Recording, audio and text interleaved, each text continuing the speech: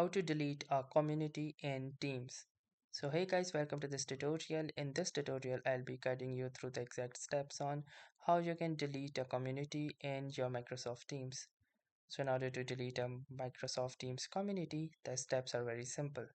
The first thing that we're gonna do is click onto this communities tab over the left hand bar. Now after the communities tab, you can see all of the communities that you are a part of. So for example, let's say I want to delete this YouTube community that I had created.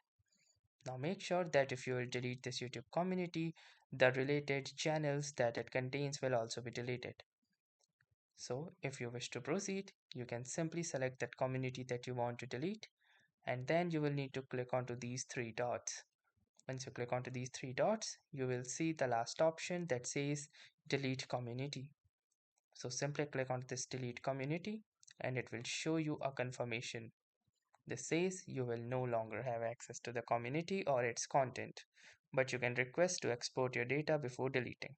So if you want to have a safe backup, you can do so by reporting or requesting export data. Now, if you wish to proceed, you can click on delete permanently and your YouTube community will be deleted. So that's how easily you can delete your Teams community.